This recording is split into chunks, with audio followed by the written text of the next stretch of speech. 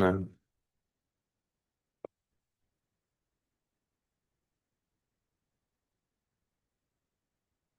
Hello, good morning, everyone. Thank you for joining the next Greenstone Biosciences webinar. Today, we'll have a presentation by Dr. Passley Hargrove-Grimes from the NIH, and the title of her webinar is Regulatory Qualification of Microphysiological Systems, or MPS, as Drug Development Tools.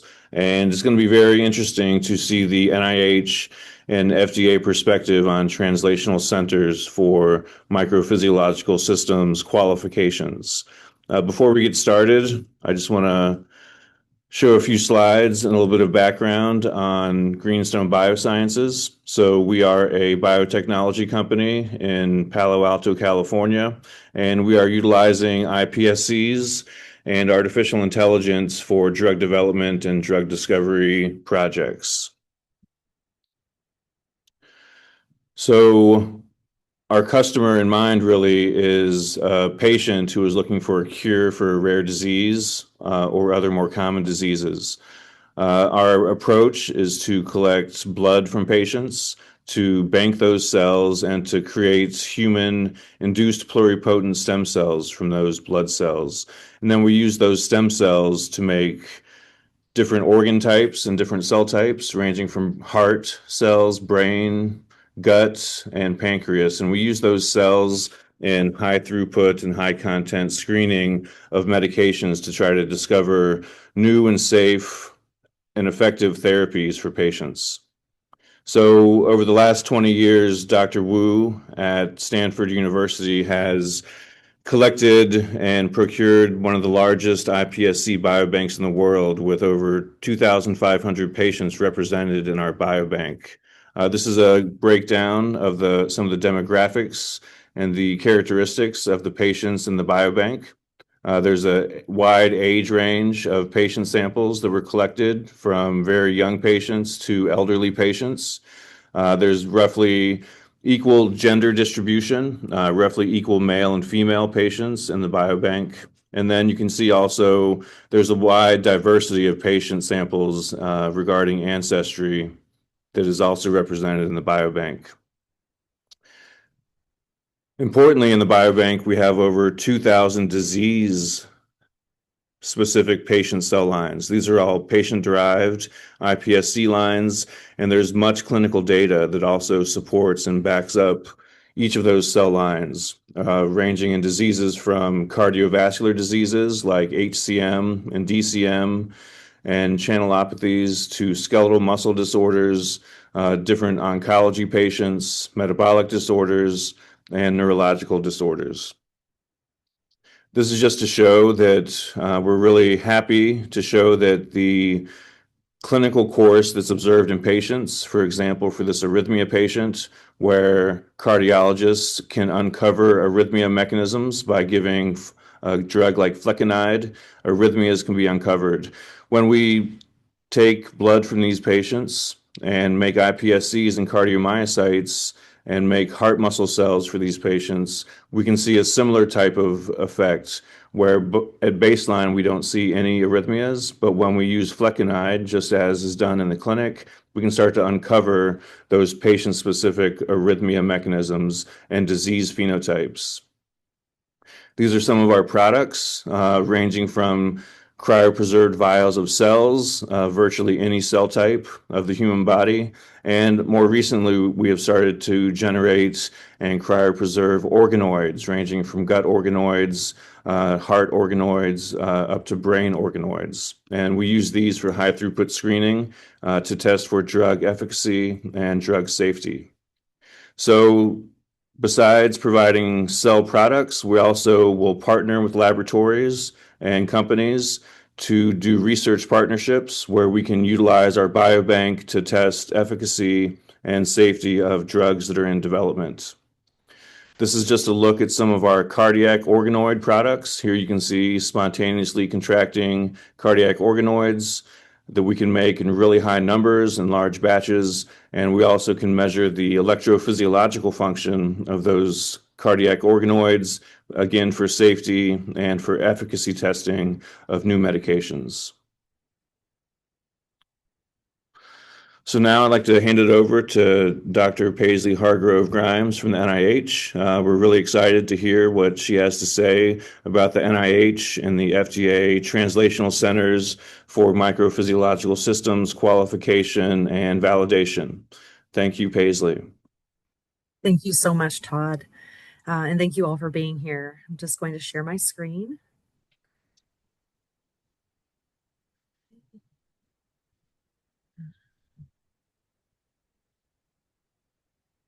Can you see my screen?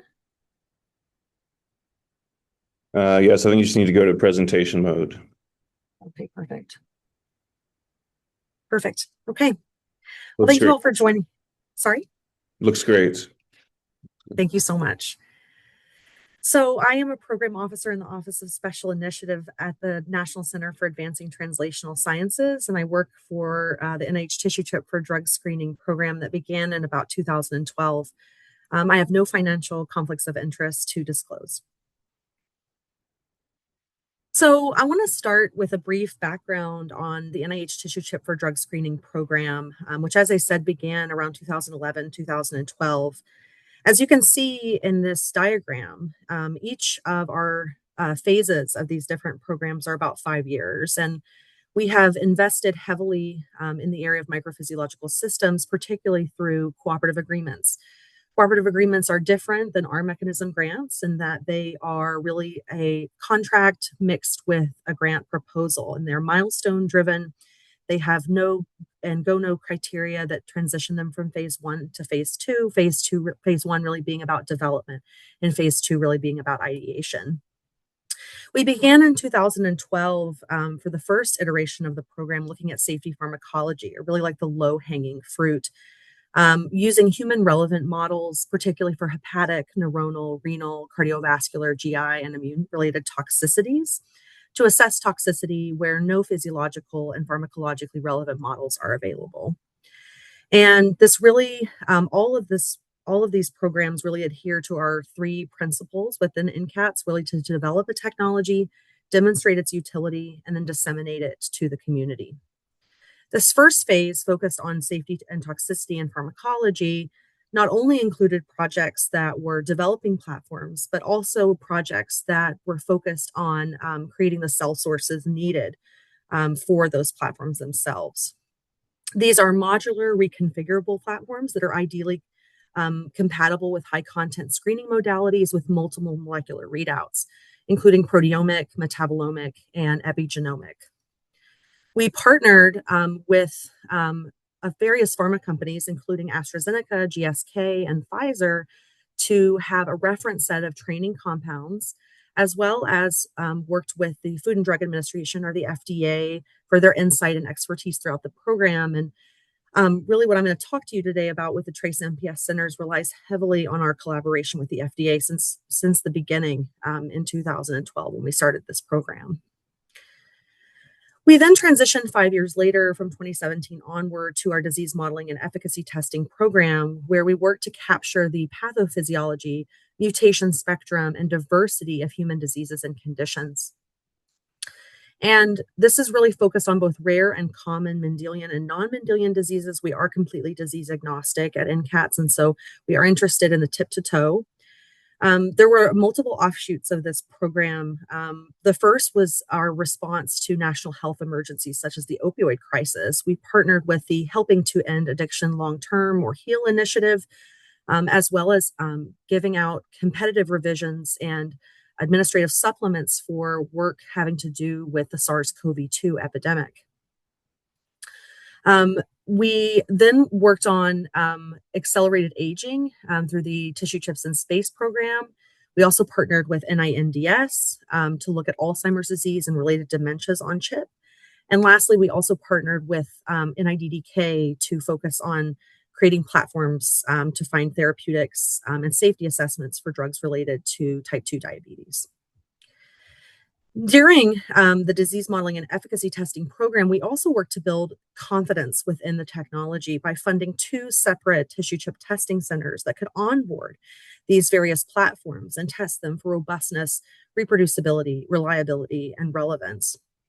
We took all of that data from our developers, our end users, as well as from our tissue chip testing centers, and put them into a large-scale MPS database, whereby we could look at not only the data that we had generated, but also data from the FDA, from our pharma partners, different end users, different stakeholders, and compare that to clinical concordance data as well as animal data.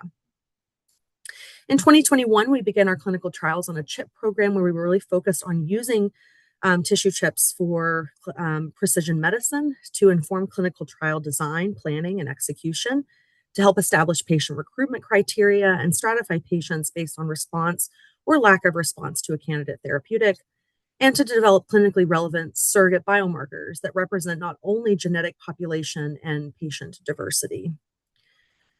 We then moved into building a community of people, of a variety of stakeholders, you name it. We want to bring these stakeholders together, not just from government agencies, but from end users, platform developers, members from the pharmaceutical industry that we know are using these MPS for internal decision-making purposes, and regulatory fellows as well.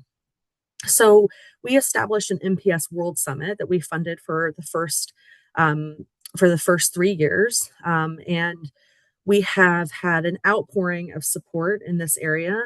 We will have the next MPS World Summit in early June of 2027 in Edinburgh in Scotland, and please do reach out if you're interested in that, and I can connect you to the local organizing team as well. And then from this, we also created an International MPS Society, whereby this society, by collection of dues, could essentially continue to fund the MPS World Summit yearly. And so as of today, the MPS World Summit for the past few years has been funded by the International MPS Society, and that continues forward, and that grows every single year. We're now in the thousands of people who attend each year, different stakeholders. And we went from really having maybe 10 different companies that joined us at MPS World Summit to hundreds of companies that now join us every year at the MPS World Summit. Today, I'm going to talk to you about how we work to achieve regulatory acceptance of these platforms through our translational centers for microphysiological systems. And I'll also point out that we have some recent programs that have started that I won't touch on today. The Tissue Chips in Space 2.0 program, looking at longevity and aging within tissue chips, as well as our Complementary Common Fund program, that is a 10-year program that seeks to bring in combinatorial NAMs, or new approach methodologies, of which MPS is one in vitro technology that we're using, in addition to in chemico and in silico technologies for regulatory use. So how do you build confidence via a scientific framework for new approach methodologies, such as microphysiological systems as one such in vitro methodology? I think it really starts with intended purpose and context of use. And context of use is the most important kind of thing to nail down for you as an audience today. We really need to understand the specific question that's being addressed. And this is commonly framed as a population, an exposure, comparator, an outcome, or a PICO statement. Then we want to look at internal validity. So the extent to which systematic error or bias can influence the extent to which a study answers its research questions correctly. We then move to external validity and validation, where the study is addressing the relevant research question and is generalizable to not only that specific context of use, but perhaps other contexts. We then want to look at biological and experimental or technical variability by conducting these repeatability, transferability, reproducibility, reliability, and robustness studies. And essentially throughout this entire framework, we want to maintain transparency. We want to have adequate information that should always be available in order to fully evaluate the above 4 points. So for each of the projects I'm going to discuss today, there is a highly specific context of use that I will be talking about. And as these projects progress, they incorporate each of these points that I've listed within this scientific framework. So the Translational Centers for Microphysiological Systems program began in 2024, but was kind of thought about long before, many, many years prior to this, by my former director, Dr. Danilo Tagle. And the program goals are really to accelerate the translational use of microphysiological systems in drug development through regulatory acceptance and adoption for industrial use, and to qualify validated MPS for highly specific contexts of use through the FDA Innovative Science and Technology Approaches for New Drugs, or ISTAND program. This is a letter of agreement between us at NCATS and NIH and the US FDA ISTAND program.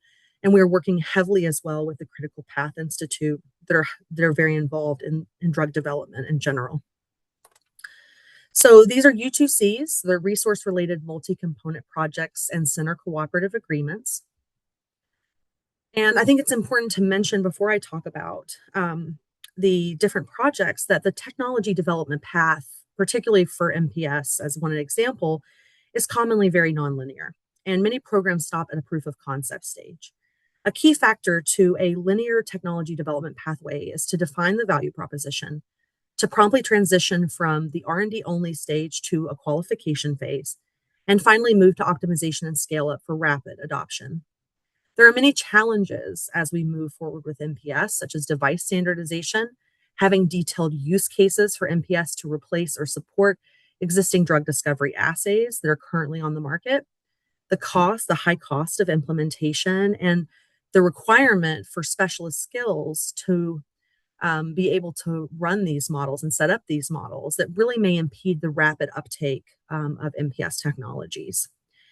These areas for improvement include market technological maturity, which we're going to need.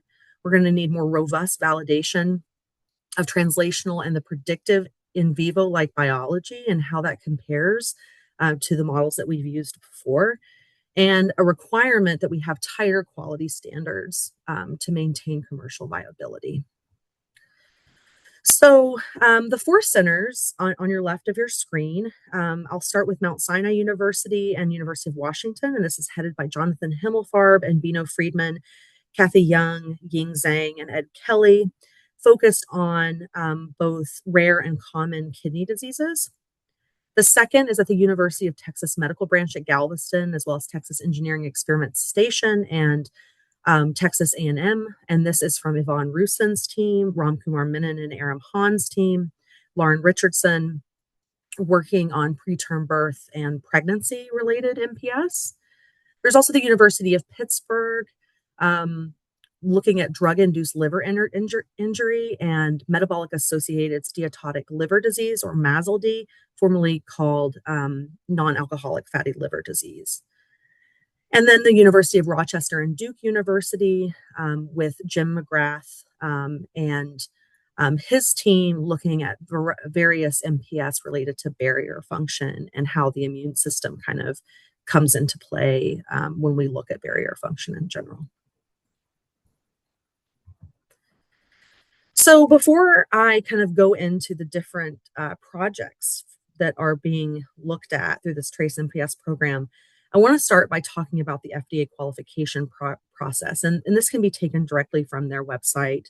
And my views do not represent that of NIH or the FDA.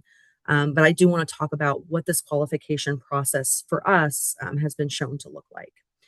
So the qualification is a process that allows for a method, a biomarker, microphysiological system, a platform to be endorsed by the FDA for highly specific contexts of use.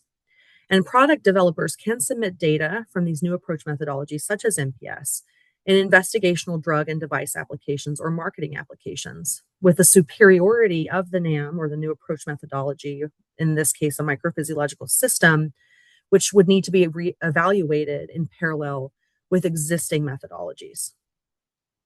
The qualified context of use defines the boundaries within which the available data adequately justifies the use of that new approach methodology.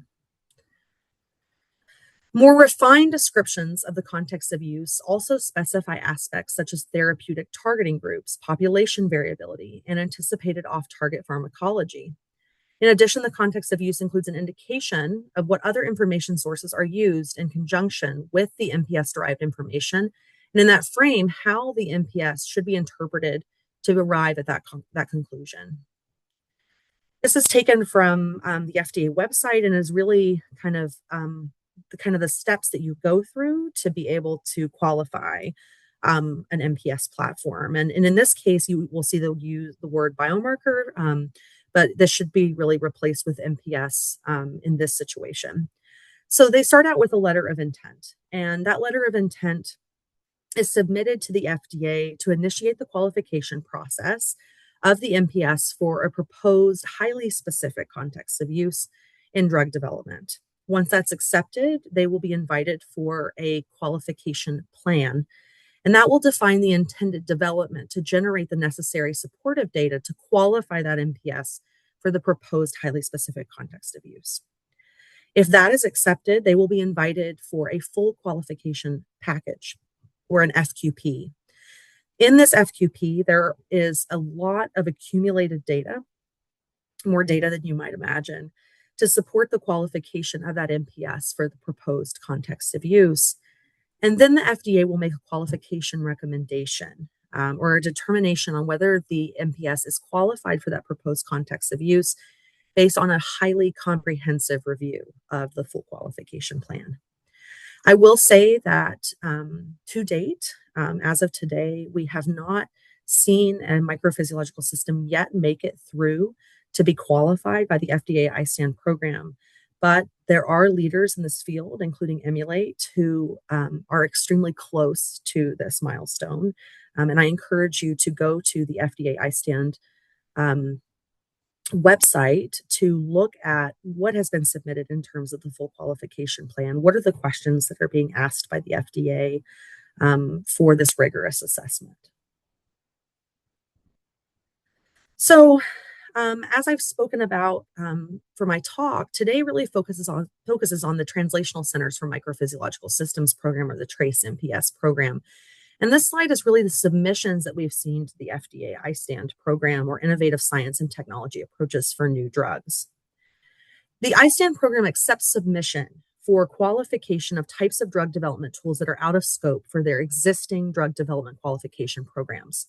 For instance, their biomarker program, their clinical outcome assessment program, and their animal model program. This was a pilot that was launched by the FDA in 2020 and became permanent about 1 year ago at the end of July. Notably, 25% of the accepted LOIs, and I believe that number is a little bit higher now, are from our TRACE MPS centers, which really underscores the program's substantial contribution to advancing regulatory acceptance and adoption of MPS-based technologies. So this is a list of the 4 LOIs that have been accepted, and we just had one that came in last week or the week before from the McGrath team and the Trusky team from Duke University and University of Rochester that'll be on the ICANN CRS chip. But these are coming from, so all the teams have now had an accepted letter of intent, all 4 teams. The group at University of Pittsburgh has had 2 accepted letters of intent, one focused on the liver acinus microphysiological system, or LAMPS model, to determine drug candidate dosing in clinical trials of liver disease. As well as at the bottom, you can see where they've worked to quantify hepatotoxicity using the LAMPS model to determine drug candidate dosing in clinical trials of liver disease. The group at Texas A&M, Yvonne Rusin and Ram Kumar Menon, Aram Han, and Lauren Richardson, have submitted and had accepted a letter of intent for a human choriodecidual interface organ on chip to de-risk positive rodent development and reproductive toxicity, or DART studies, for new modality investigational drug candidates. And then the Himmelfarb and Friedman teams at Mount Sinai and University of Washington have had a letter of intent accepted for the human kidney chip for assessment of relative nephrotoxicity. And I'm going to talk about 3 examples today from these projects and kind of how they have started and where they're going. So the first comes from the Taylor and Mark Sherdak's team at University of Pittsburgh to qualify patient-derived biomimetic liver MPS as drug discovery tools for drug metabolism, toxicity, efficacy testing, and clinical trial cohort selection. The major public health problem that they're working on here is drug-induced liver injury, and it's the most common cause of acute liver failure, occurring in about 15 to 20 people per 100,000. Metabolic dysfunction-associated steatotic liver disease, or MASLD, formerly called NAFLD, is a heterogeneous progressive disease that impacts about 25% of the world population with no current drugs approved to treat MASLD. What we need is improved translation, so better pharmacokinetic extrapolation from healthy to liver disease populations, which they're going to use with their liver asinus microphysiological system, or LAMPS model. And really trying to understand how to effectively translate this data to a patient population that has liver disease to inform decisions on dosing as an unmet need. Notably, the FDA has pointed out that, and I'm quoting from their drug development guidance, that until a sponsor can characterize a drug's initial tolerability, preliminary safety, and pharmacokinetics, patients with evidence of abnormal liver synthetic function should be excluded from early phase trials, such as phase 1 and early proof of concept clinical trials. And also that the sponsor should study the effects of hepatic impairment on the drug's pharmacokinetics early during the drug development program in a dedicated hepatic study to support appropriate dosing and dose adjustment across the spectrum of liver disease. And that despite significant and extensive efforts, no single measure or group of measures has gained widespread clinical use to allow the estimation in a given patient of how hepatic impairment will affect the pharmacokinetics or pharmacodynamics of a drug. So what we want to do is use this LAMPS model to support safer, more effective dose selection in patients with liver disease. Extrapolating data from healthy volunteers to patients with liver disease, with the goal of qualifying their biomimetic LAMPS platform as a drug development tool to address these unmet needs. So this is an overview of their LAMPS platform to assess drug candidate clearance, which I'm focusing on today. There are 4 hepatic cell types that they have included within this 3D layered biomimetic construct, including hepatocytes, which accumulate lipids, which are the drug metabolizing cells, liver sinusoidal endothelial cells, which contribute to the pro-inflammatory response, hepatic stellate cells, which contribute to the fibrotic response, and Kupffer-like cells, which are resident macrophages or immune cells that initiate the immune response. Notably, this platform has tight junctions and biocaniculi and an extracellular matrix that facilitates intracellular communication and advanced cellular polarity. There are many advantages of the LAMPS model to predict hepatic clearance over just using primary hepatocytes and microsomes. Really notably that compared to primary hepatocytes and microsomes, which are only able to recapitulate a healthy cell disease state, the LAMPS model can recapitulate a healthy disease state, as well as the ability to induce disease and study the pathophysiology of these different liver diseases. In terms of metabolic stability, primary hepatocytes are very limited to a few hours, while the LAMPS model can be prolonged over a period of days. There's non-steady state drug exposure with primary hepatocytes and microsomes versus a steady state and non-steady state experimental design for the LAMPS model. And while primary hepatocytes are single cells or simple enzyme mixtures, the LAMPS model is a multi-cell biomimetic architecture with metabolic zonation. And so the applications here are not only ADME-tox studies, but studying liver disease progression and then looking at precision medicine platforms with patient-derived iPSC-derived liver cells. And from the data that we've been shown, they have both a primary cell LAMPS model as well as an iPSC-derived LAMPS model, and they're able to obtain much of the same data that has major clinical concordance. And so the context of use here is that this LAMPS model can establish the hepatic clearance of drug candidates in patients with metabolic-associated steatotic liver disease, or MASLD, and assist in the determination of drug candidate dosing in clinical trials when patients with impaired liver function, such as MASLD, are included. The next project I want to talk about comes from Ram Kumar Menon, Aram Han, Yvonne Rusin, Lauren Richardson, and Ananth Kumar Kamala. And this is TRACER, which is looking at pregnancy and women's health. So the public health problem here is that preterm labor and delivery, or birth at 37 weeks of gestation, accounts for about 15 million births and 1 million neonatal deaths per year. Survivors of adverse pregnancy outcomes face lifelong challenges, and mothers who deliver preterm often face major medical complications. The only known cure for this condition is delivery of the fetus, which is a major cause of significant neonatal morbidity and mortality. And despite the rise in maternal and neonatal morbidity and mortality, the unique physiological characteristics of pregnant and lactating women remain therapeutic orphans, as they're often excluded from the vast majority of drug development considerations and clinical trials. There's major logistical and operational challenges when we talk about conducting research in pregnant women, including a lack of proper models, both in vitro or animal models, to determine drug kinetics, safety, efficacy, and the long-term impact of drugs on neonates and mothers.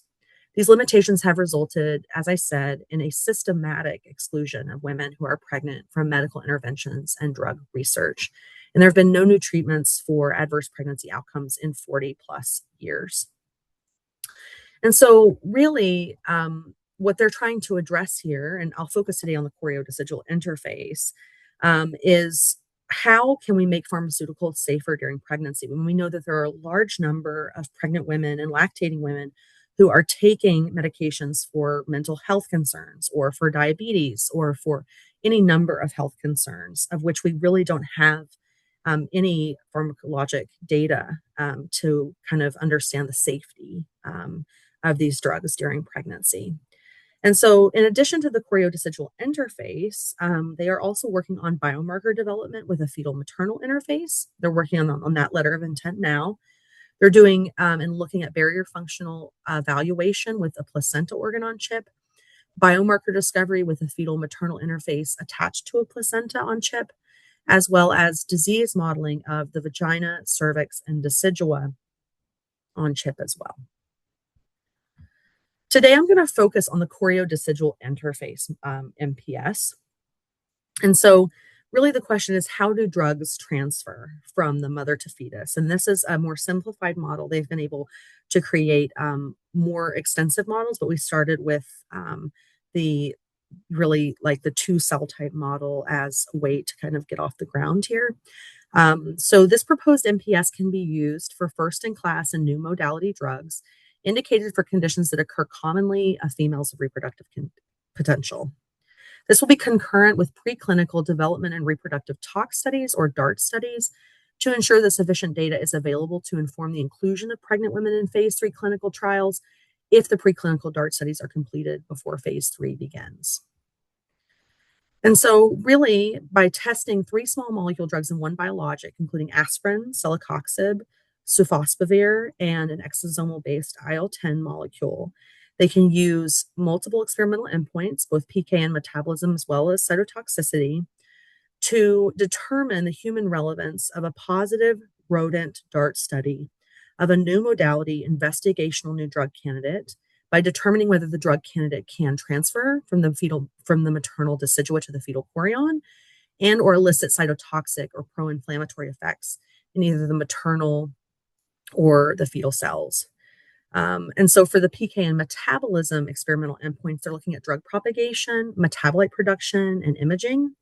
And for the cytotoxicity experimental endpoints, they're including LDH assays, cell titer glow assays, cytokine multiplexing, as well as imaging analysis. And really the use cases for this proposed MPS will be to provide human relevant pharmacokinetic and pharmacodynamic in vitro data on a drug in pregnancy. In terms of the pharmacokinetics, does it transport through the fetal maternal membranes? What is the metabolism in each of these cell types? What are the effects, both positive and negative, on drug metabolism enzymes? And what is the variability in free fraction protein binding? And for the pharmacodynamic, looking at effects on cells in the fetal maternal membrane. So the direct versus the indirect effects, the cytotoxicity and functional effects, as well as changes in gene expression profiling. And they will assess the variability using cells from different individuals.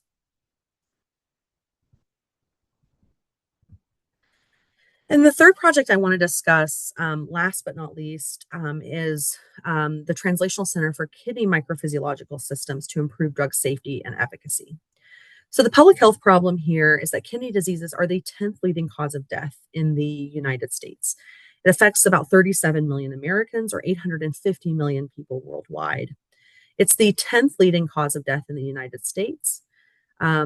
There is an inexorable rise in end-stage kidney disease with a median survival on dialysis of only 3 to 5 years.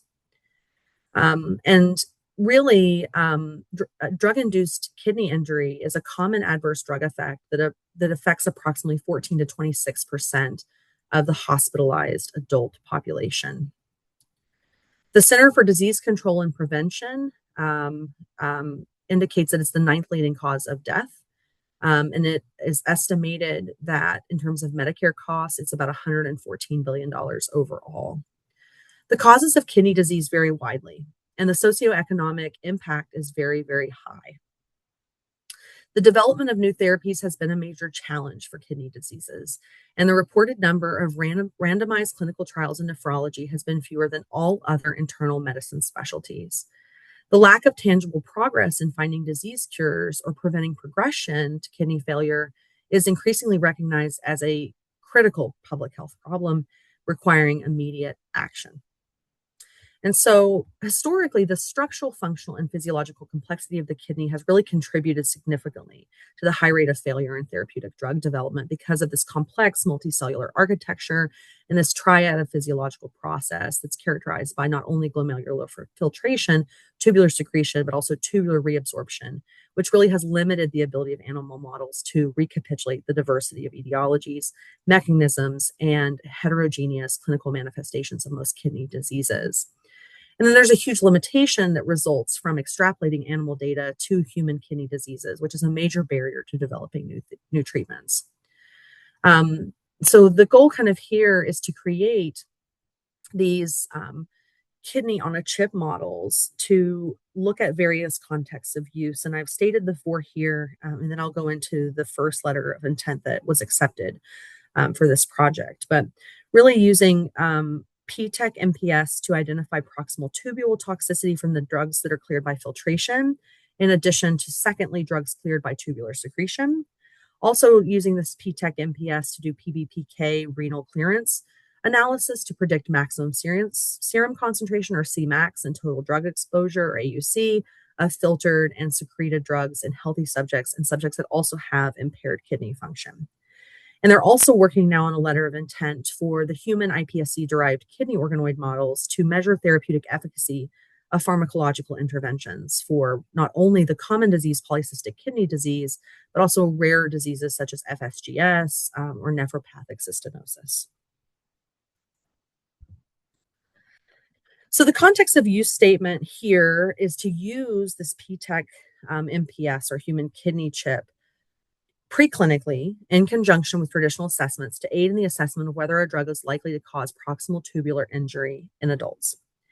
This tool generates human relevant safety data for IND submissions, providing evidence both intrinsically and comparatively to inform regulatory decisions that would enable phase 1 clinical trials. For example, such data would be used to assess whether a candidate drug has similar, lower, or greater proximal tubular injury risk relative to established comparator compounds. And there are 3 major conditions for use. The first is that this kidney chip can recapitulate toxicity that is observed clinically for compounds in the same chemical class. The second is that using a standardized acquisition and analysis protocol, they would be able to measure secreted biomarkers in addition to performing microscopy. And then they would use this data for inclusion in an IND submission for assessing drug-induced kidney injury risk in adults. So before I go to my second to last slide, I want to say that the teams have done a really, really good job. They are currently or have already submitted qualification plans to the FDA. And as a reminder, they would need an approval of the qualification plan to submit a full qualification package, which is the goal. before that can be rigorously evaluated by the FDA, and then they can make a decision on if that MPS could be qualified for that highly specific context of use. We have had really, and I cannot emphasize enough the great relationship that we've had with the FDA in this process. I think we're all learning so much and so quickly, and this is really something that's never been done before. So it's something that is very exciting, invigorating, and we've had a lot of lessons learned from this process, as you might imagine.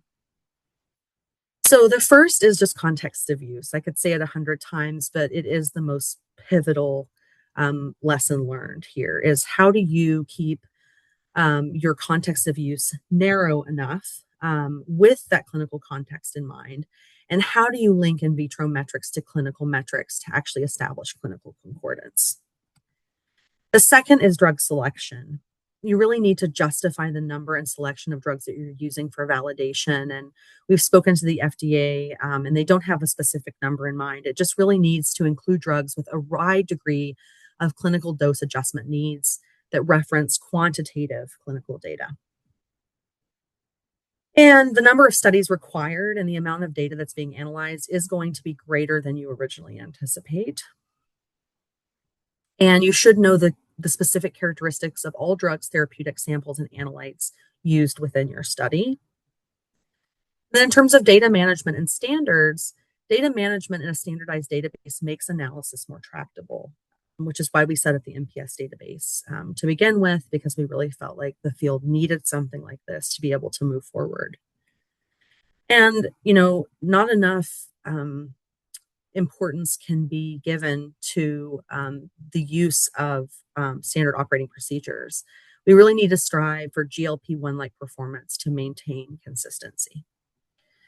And so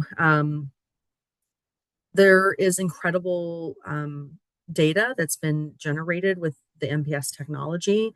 We're now expanding the scope into combinatorial NAMs, as I said before, so not just in vitro, but in silico and in chemico NAMs that we can combine together within the complementary program, which is a common fund program at NIH, to be able to kind of tackle kind of the next stage of where we're going in terms of regulatory use of these new approach methodologies. And with that, I really just want to thank our entire NIH Tissue Chip Consortium, where partnership and collaboration have been key to our program's success. I want to thank Dimitri Krepke, who is my counterpart for the TRACE MPS program and then the NIH Tissue Chip for Drug Screening program in the Office of Special Initiatives. I want to thank Tiziana Cogliati, who is program officer and program director for the barrier function team for TRACE MPS, as well as Raven Hardy-Richard and Warren Casey from ORWH and Arriva, and their role in helping us expand the pregnancy-related projects for the TRACE MPS program. I cannot thank the US FDA, Food and Drug Administration, enough for their oversight and expertise within helping us establish this program and helping us maintain consistency, reliability, robustness throughout this program. We have been incredible partners, and we look forward to continuing to work together in the future. There's a lot of other government agencies that we've worked with that I've listed on the slide that have made tremendous efforts in this space, and we continue to work with and partner with moving forward. I want to thank the IQ Consortium MPS affiliate, which is a large group of pharma companies that are really the end users of this technology and have been using this for a long time now, this type of technology, MPS technology and platforms for internal decision making, and will really benefit from the regulation and qualification of microphysiological systems. And last but not least, I want to thank the Trans NIH MPS Working Group. We are over 55 different program officers from across different NIH institutes and centers, and we come together monthly to talk about the various programs in our portfolios that relate to MPS development and platforms.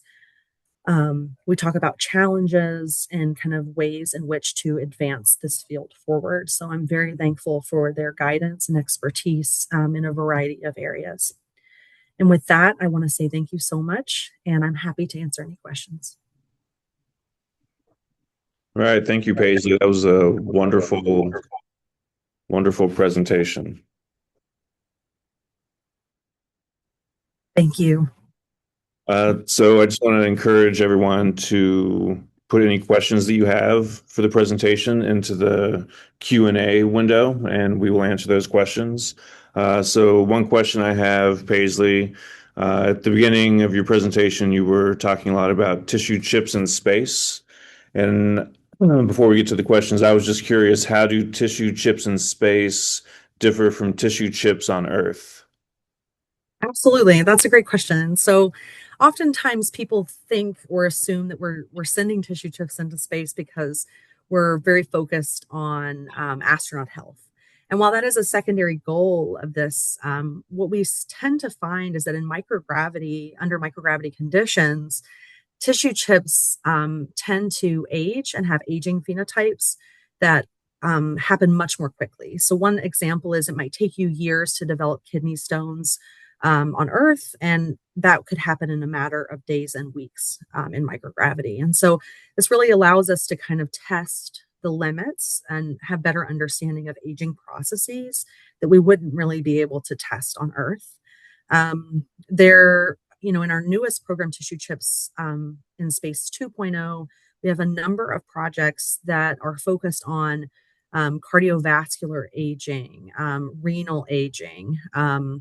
We also have partnered with CASIS and ISSNL to and BARDA to focus on extended longevity chips. So how can we increase the longevity of these chips? A lot of these chips are only able to be used for days to weeks. And if we really want some kind of clear measurement of, especially for clinical concordance data, we're going to need to take these chips out much longer in terms of months to a year to be able to actually study, what does a drug do long term to the body in terms of pharmacokinetics and pharmacodynamics.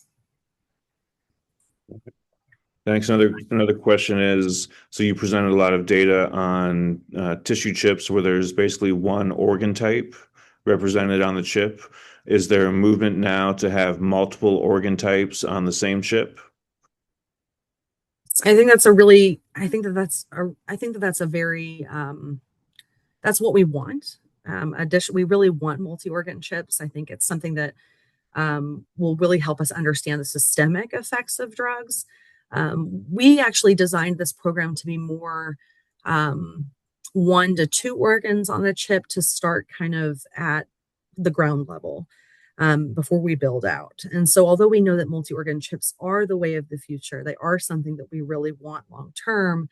I think it would be best, and we've kind of agreed that it would be best to try to qualify single organ chips first before we move into more complex chips, because this is something, as I mentioned, that we've never done before. The Emulate platform has been on the liver chip itself and also is just a single organ chip, and that has still taken 6 to 7 years to be able to accomplish. And so what we're trying to do in the time frame of 5 or so years is to try to get to this place with a single organ chip to qualify. But that is a long-term stretch goal.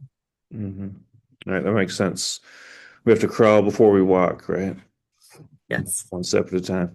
All right, so there's some other questions that are more about the different programs and qualifications. So one question is, what level of involvement is the Division of Biological Systems at FDA in the qualification review? Yes, we do work with the Division of Biological Systems at FDA, particularly CDER and CBER. We have done a lot of work with DARS. We know that DARS, Division of Applied Regulatory Science, I believe, is really looking at a lot of these qualification packages. And we don't know specifically who the reviewers are, but we do work with a lot of people from the FDA, Ksenia Blanova, Vanitha Sekar,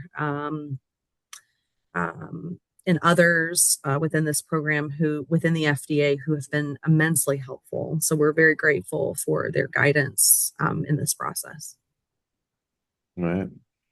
Next question is, for a proposal to NCATS, how much preliminary data should you have before you submit a proposal? So we really can't give you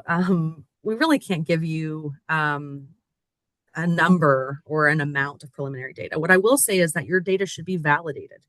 If you have data that you have collected from multiple labs that is in concordance, that is what we're really looking for. That's what we're really excited by. Have you published on this platform in high impact journals that have been reviewed by experts within the field? And so, really looking at validated platforms, not just a platform that you can create in a lab, but a platform that you could actually scale up that could become commercially viable. All right, the next question is, how can we access the MPS database? Absolutely. So the MPS database now lies in the hands of an incredible company called Curus AI. And they have taken a lot, the MPS database on the public facing side, that's really the academic side, the government side, that still exists. But really, all of that data was merged with a company called Nordis, and then that was acquired by a larger company called Curus AI. And so that's run by Amir Bain and a few of his colleagues out of Boston and Israel. And we do speak to them often about kind of where is this database going and what's going to happen with it. It still exists under that platform, I think called Eve Analytics. And so you can look that up online and find ways to get involved. If you're interested in reaching out to that company or you have questions, please let me know and I'm happy to connect you. All right. The next question says, hello, great talk. I was wondering if for drug discovery programs, are drug metabolites also being explored for their effects on different tissues in the body? For the pregnancy project, are metabolites of the drugs listed being tested for their ability to cross into the fetus? Yes, that's a great question. And the answer is yes. We are looking at all the different major metabolites for each of these compounds. So aspirin, sofosbuvir, celecoxib, and EIL-10, exosomal-based IL-10. And we're looking at not just the drug itself, but also the metabolites and secondary metabolites and their ability to cross within the fetus, because we do understand that's going to contribute to potential toxicity. Right. The next question, what are the advantages of using MPS, organ-on-chip systems, and spheroids or organoids from a regulatory perspective? In particular, how do regulatory agencies currently view these models for drug safety assessment and decision-making? This is a very good question. From what we've been told in our discussions with the FDA, what they're interested in is, can these organ on chip MPS spheroids organoids, can they be used for clinical decision making, right? For phasic clinical trials. And so a lot of the questions and a lot of the letters of intent that are put forth have to do with kind of internal validation within a pharmaceutical setting. And the FDA has mentioned time and time again that they're not interested in that. They don't need a tool that's going to help you internally validate drug compounds or therapeutics in terms of screening. The screening aspect for them is not really what they're looking for. They're really looking for, can a therapeutic or a drug, can it be used safely and efficaciously? And can you show that via clinical concordance data in an MPS system? And I think that that's a very high bar, but we need a really high bar because these are drugs and therapeutics that are going into human beings. And what we really need to show is that the current animal models and 2D cell culture systems that we're using to look at drug safety, efficacy, toxicity, pharmacokinetics, pharmacodynamics, that those can be better assessed within an MPS system. And, I think it's important to mention, not every organ on chip system, not every MPS is going to be viable to answer a variety of questions in terms of clinical concordance. These devices are really kind of more niche at this point. Like, how can we answer a very specific question? So for that pregnancy related trace project, if you get a positive rodent drug development and reproductive toxicity signal, can you use this platform to de-risk the compound moving into kind of phase 2 or phase 3 clinical trials. So highly specific contexts of use are extremely important as we move forward for regulatory qualification of new approach methodologies. All right, next question is for multi-organ chip. Do we have to get approvals for each organ, making the process duplicated? Yes, I think the answer for that is yes. You will need to be able to show with each single organ system and then with the multi-organ system that you can answer the specific context of use question that you've set out to answer. So you're going to need data from single organ systems and you're going to need data from the multi-organ system itself. And so, yes, that will feel like a duplicative process. But at the same time, the FDA, I think, really wants to know, and I think all of us in the public who take therapeutics and medications and different drug compounds want to know is that what's the effect on the heart by itself? What's on the effect of the drug on the heart attached to brain, attached to liver, attached to kidney? So it will feel duplicative, but I think that level of data is probably necessary. Mm-hmm. All right, the next question is $1 million question. Are there any new funding opportunities for novel MPS projects? So the answer to that is yes. We are moving at NIH towards using what we call highlighted topics or HTs. I encourage you to go and Google highlighted topics at NIH. These will be investigator driven projects that you can propose to specific institutes and centers at NIH that are interested in new approach methodologies based on the specific question you're trying to answer. So if you're interested in a type 2 diabetes model and what drugs and compounds might be most efficacious for type 2 diabetes, you would want to look up highlighted topics from NIDDK. If you are interested in more of a translational focus and how you could use, for example, MPS or new approach methodologies for multi-organ systems or for settings that are disease agnostic, so multiple kind of diseases, that would be a great fit for NCATS. And so these are just two examples. I think it's very important, and I'm happy to send it to you, Todd, for you to disseminate, but there are a lot of highlighted topics that are coming online every single day, and those all represent new funding opportunities for new approach methodologies. Mm-hmm. All right. The next question, in the future for an IND, do you think a team would need to have data from chips derived from people of many different genetic backgrounds? Example, different sex, race, and ethnicity and ages. So that's a really good question. I think when we're talking about population, genetic variability and genetic population diversity, we really want to understand, well, who are the major, who are the major people that are affected by a specific disease? So a good example that I like to give is from the University of Pittsburgh team, where in their clinical trials on a CHIP program, they were studying a mutation in PNPLA3, which is involved in lipid droplet accumulation. And this mutation primarily affects about 70% of the time Hispanic origin populations. And so, for an example, if you were going to try to answer a question related to MAFLD related to PNPLA3 mutation, you would want the majority of your patients, right, or patient cohort to be non-white Hispanic. Versus if you're looking at a drug that's going to be given to a large portion of people and it's not based on mutation status, you may be more likely or more excited to do something like what you're doing at Greenstone Biosciences and use a large bank of iPSC cells, induced pluripotent stem cells, from a variety of different genetic and population, varieties. All right. Thank you. I was going to mention that Greenstone can help with that kind of diversity. Thank you, Passley.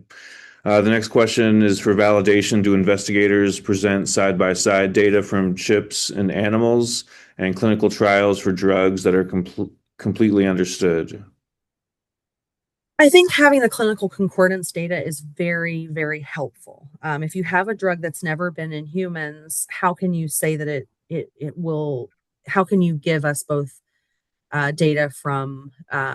There could be no clinical concordance data. So Um, Essentially,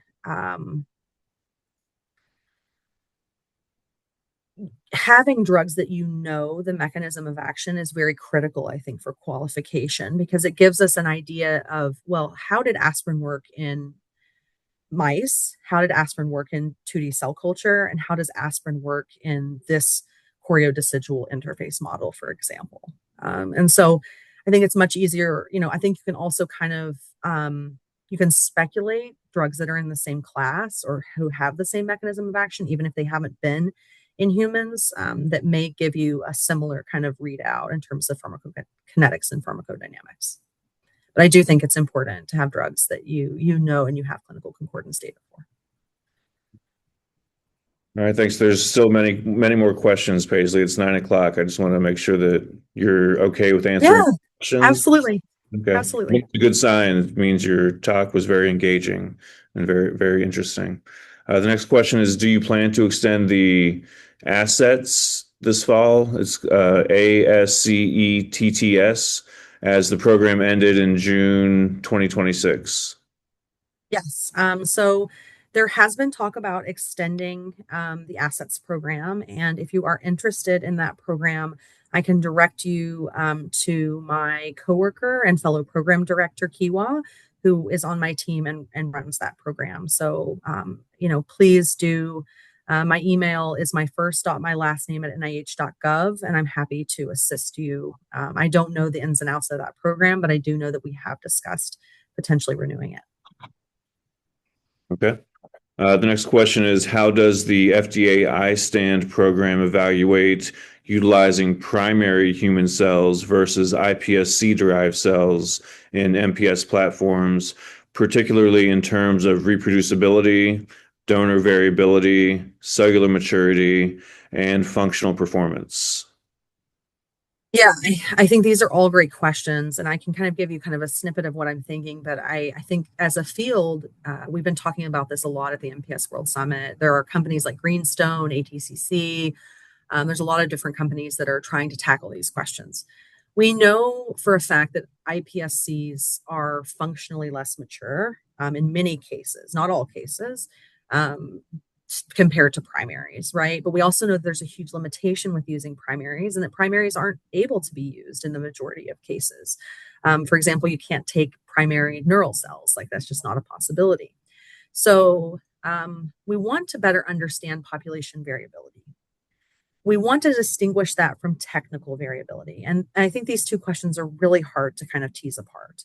I think only when you do statistical analysis and we say, well, what is the N number that we're going to need, right, to be able to assess, is this technological variability? Is this technical variability? Is this based on the fact that I had one postdoc or one technician run this versus another? Or is this based on actual population variability that we would see among human beings? And we know that human beings are very heterogeneous, right? So I think that the question addresses a lot of things that we're still working on in the field, that we're still trying to understand.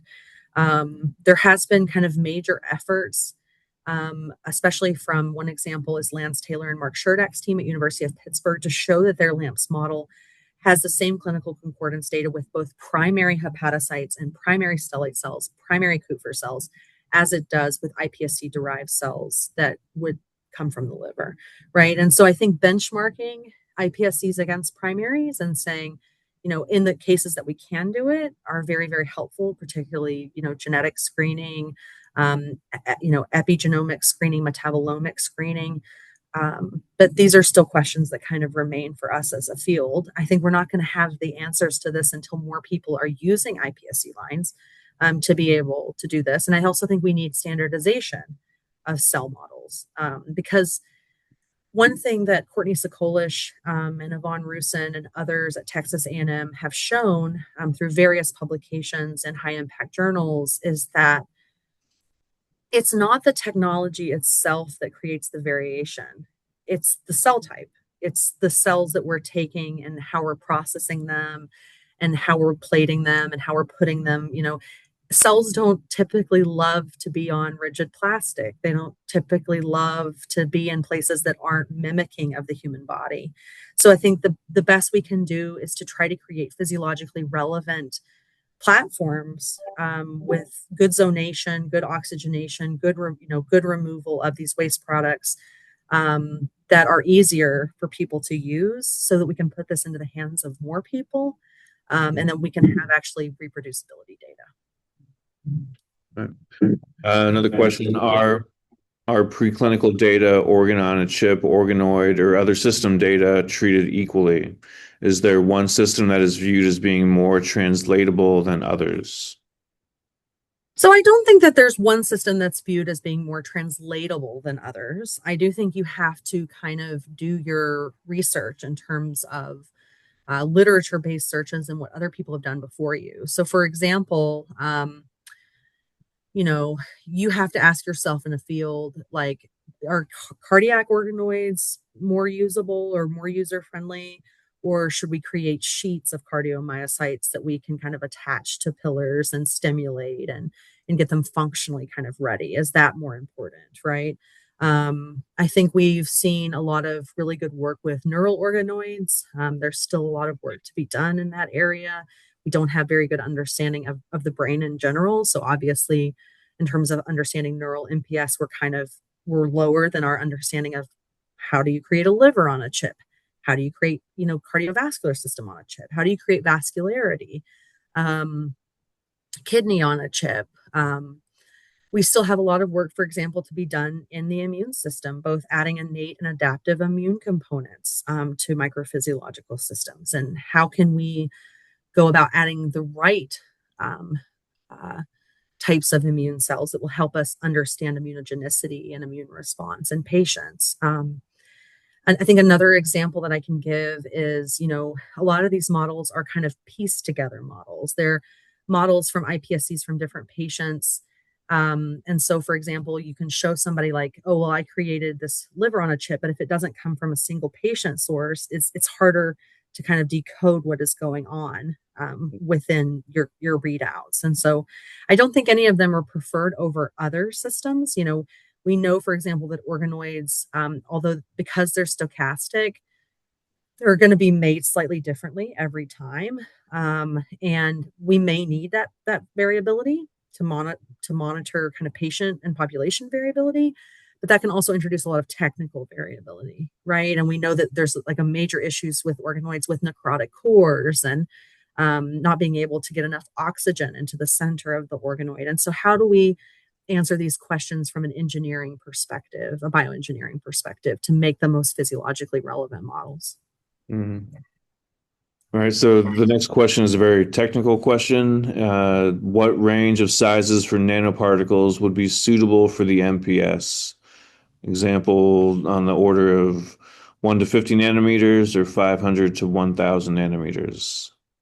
Oh, okay. So this is very technical, and I actually haven't done this type of work before, so I don't think I can answer that. I do know that this is all related to the pore sizes of your hydrogels, the size of your cells in general. Cells in the body are all very different in terms of sizes. So I think you have to really consider, what would be the most physiologically relevant and what can enter specific parts of the body. So, for example, we know that we have a very easy time.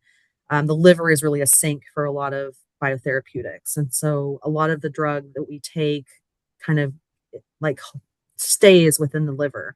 But then we know that there's only a very specific size of nanoparticles that can make it through the blood-brain barrier. And so that's why we've had so many issues with combating neurodegenerative diseases and stuff like that. But yeah, I would have to get back to you on the specifics for each organ. All right, the next one is more of a comment. It says we cannot rely on the current animal models. Some level of qualification should be applied to them too. Otherwise, we have two tracks of quality criteria. Yeah, I think you're in really good company. I think most of us feel that way. I think we've really benchmarked against animals for a long time without having quality metrics for animals as well.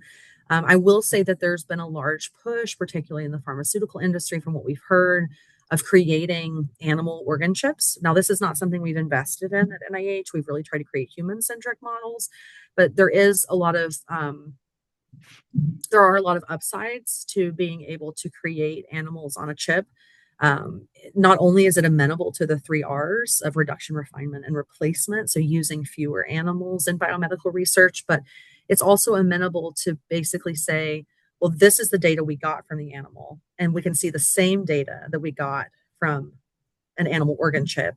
And then how does this compare to a human organ chip? And there's been a lot of elegant work that's been done by Don Ingber's group at the Wyss Institute at Harvard, kind of comparing like rat, dog, and human and mouse liver chips. And I encourage you to look at those papers. And I think they're very helpful in terms of explaining kind of where we're moving in terms of using animal chips as well. And I'll just, from the same source, there's another comment, says the question about genetic variability. We don't have this with animals because they're all mostly inbred. This is another advantage of an in vitro test, which has the identified context of use. I think. Yes, I completely agree with you. We don't see genetic heterogeneity in our animal population, so it makes it really, really hard to say what would a drug actually do within a human system when we do have this level of genetic variation. So completely agreed. All right, and then this will be the last question. So you mentioned that drug development companies are using MPS internally. So what does passing qualification by the FDA actually mean for the use and distribution of an MPS? Yes. So I think it's very important to kind of tease this apart. So using an MPS for internal decision making does not mean it needs to be qualified by the FDA. You can still have amazing results and further a drug through the drug development pipeline, and it doesn't have to be qualified. I don't think qualification is always the end goal. And when we've talked to the FDA, they've made that very abundantly clear that qualification is not really the end all be all for all of these devices, right? Some will be used for internal decision making, some will be used for drug screening, some will be used as a way to kind of sort through which drugs would be the best candidates to move forward. And none of that needs qualification. We have just focused on qualification for the Trace MPS program because it's something I think that we need within the field to show that these MPS are robust, reproducible, reliable, and that they can be used for internal decision making. And, I think it's important to point out that even with the FDA Modernization Act 2.0 and then 3.0, it was never explicitly stated that you couldn't use MPS within these IND and BLAs. That was never explicitly stated. I think we've explicitly stated now in FDA Modernization Act 2.0 that you can use MPS, but it was never stated that you couldn't. So this has always been something that we could do. It's just a new forefront. We're looking at a field it is immature in some ways. And we have, in terms of the hype cycle, we're very hyped on this technology. We really are very interested in new approach methodologies because of their power. But we also have to think, how can we create the most physiologically relevant systems that can help us answer questions that are related to drug development and the drug development pipeline? And sometimes that might not be in a microphysiological system. Sometimes that might be an animal model. Animals are really good at helping us test for toxicity too. So I think it's important to say, we are still going to need animal models moving forward. We're not ready to just do an absolute replacement, but are there questions and contexts of use that can help us de-risk candidates for phasic clinical trials and make phasic clinical trials faster than they are now?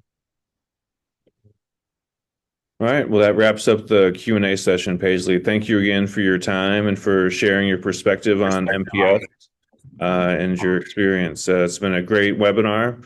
Thanks to all the participants for their questions and for tuning in. We'll make this webinar available on our website for future viewing. Thank you again, Paisley, and have a wonderful day. Thank you, Todd. Have a wonderful day, everyone. Thank you. Bye.